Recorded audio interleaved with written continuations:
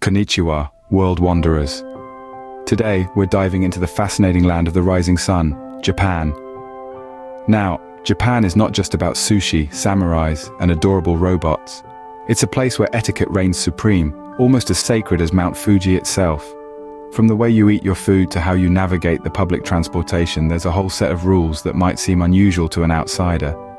But fear not, we're here to guide you through these intricacies. We'll delve into the do's and don'ts of Japanese culture, some of which are quirkier than a sumo wrestling match with a twist. We're talking about rules like not eating while walking, keeping quiet on trains, and even the surprising etiquette around tipping.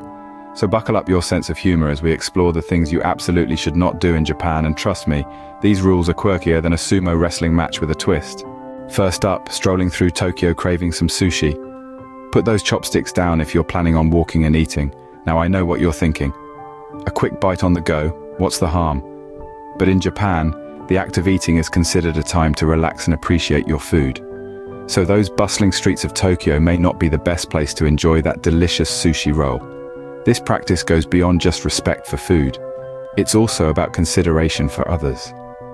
Imagine navigating through a crowded sidewalk, dodging wayward noodles from a passerby's ramen bowl.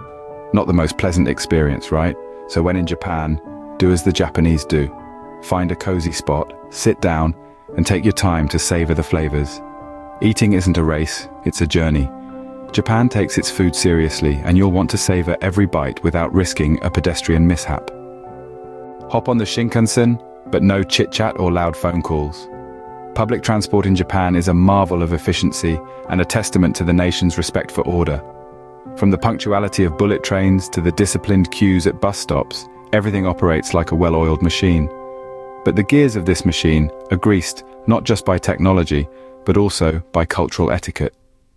In Japan, public transportation isn't just a means to get from point A to point B. It's a shared space, a mobile community where consideration for others is paramount. Loud conversations, whether in person or over the phone, are frowned upon. This isn't about suppressing interaction, but about fostering a serene environment amidst the hustle and bustle of daily commute. The underlying principle here is respect for others' space and tranquility.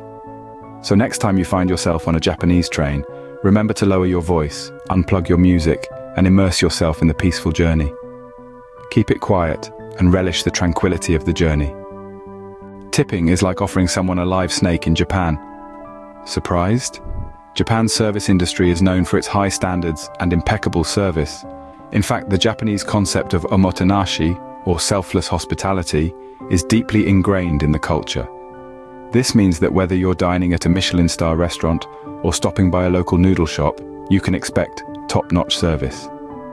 In many parts of the world, tipping is seen as a way to show gratitude for good service. But in Japan, it's quite the opposite.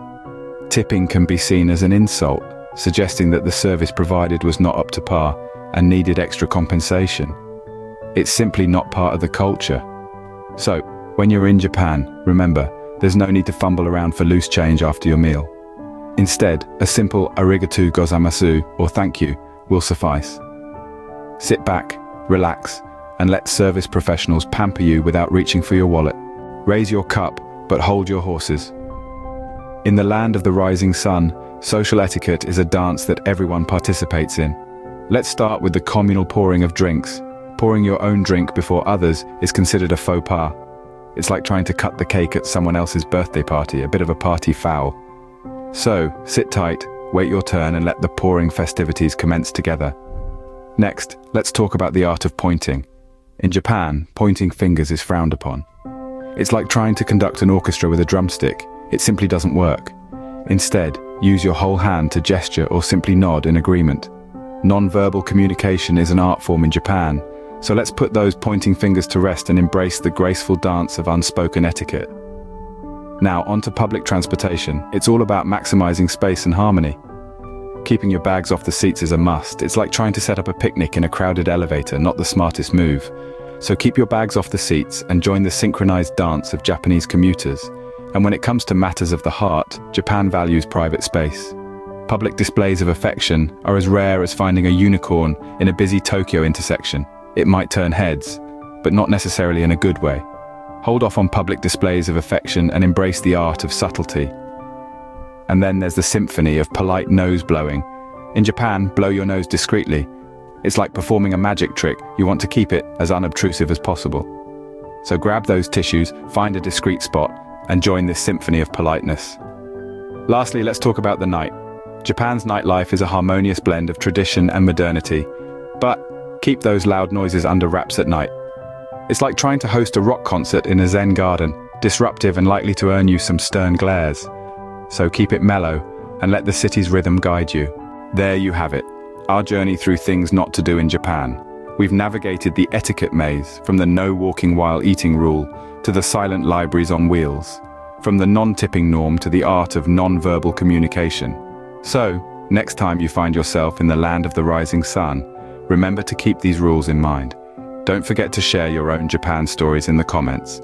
Sayonara, fellow explorers, and may your travels be filled with laughter and enlightenment.